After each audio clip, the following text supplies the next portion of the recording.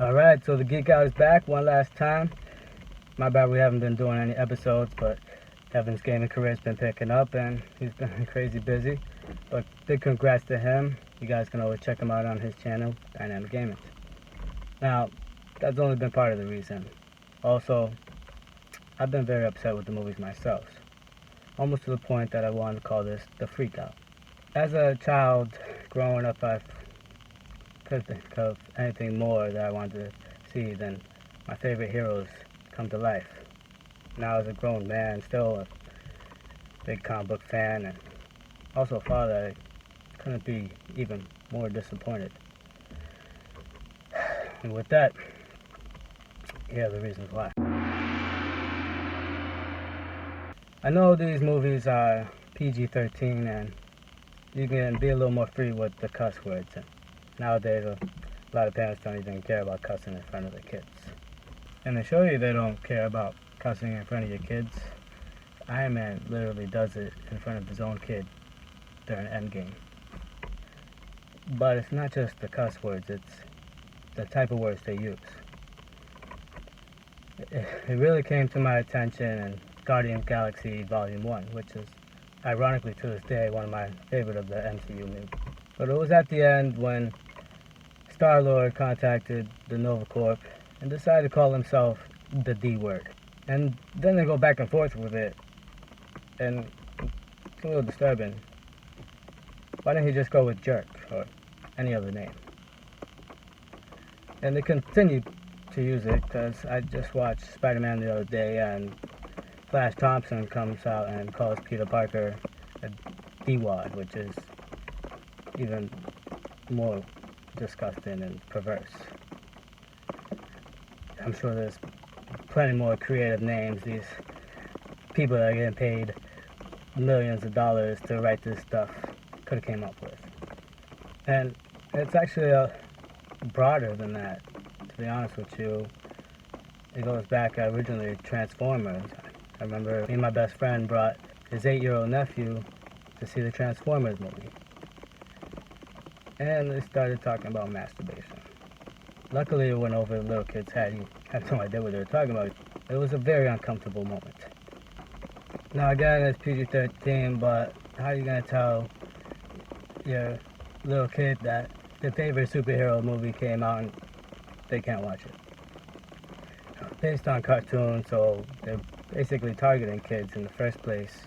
Even in Shazam, they used the D word and he goes to a gentleman's club. And the movie was even starring a bunch of kids.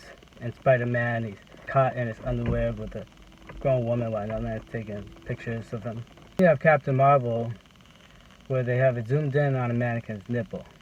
I've never even seen a mannequin with a nipple before. I find this stuff to be very unnecessary and inappropriate. And then you got stuff like Ant-Man going gay for Captain America and talking about his rear end. Which brings me to the one that was by far the worst, Once Upon a Deadpool, which was literally promoted as a family-friendly version of the Deadpool movie. Yet we get Fred Savage using the only F-bomb in the whole movie to say he wants to Matt Damon.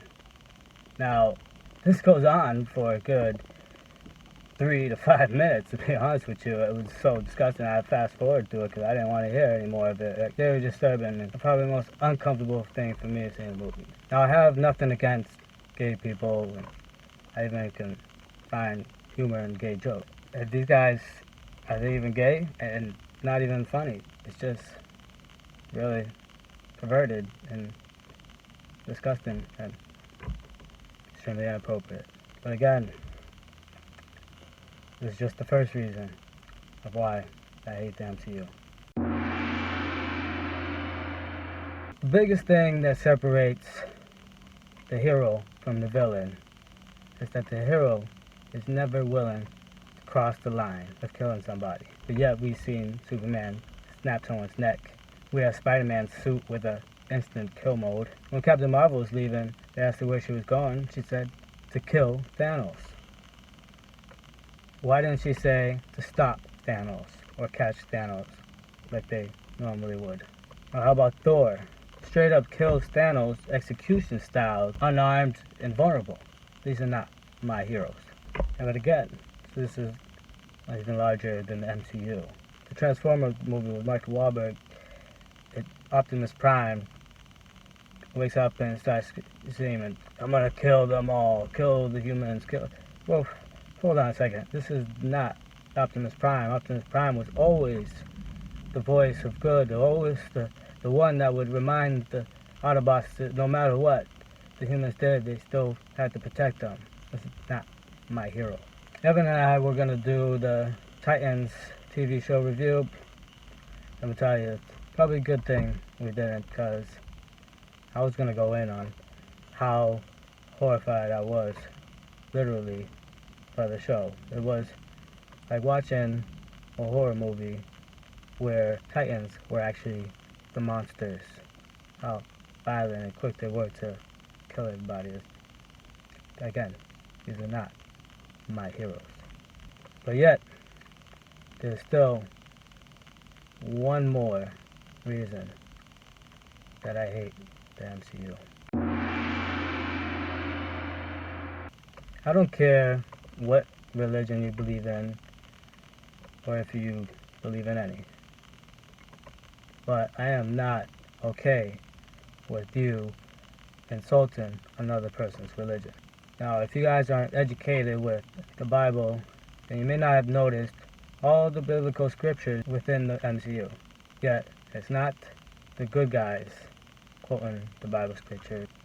It's the bad guys, such as Ultron, Apocalypse, and probably more than any, Thanos.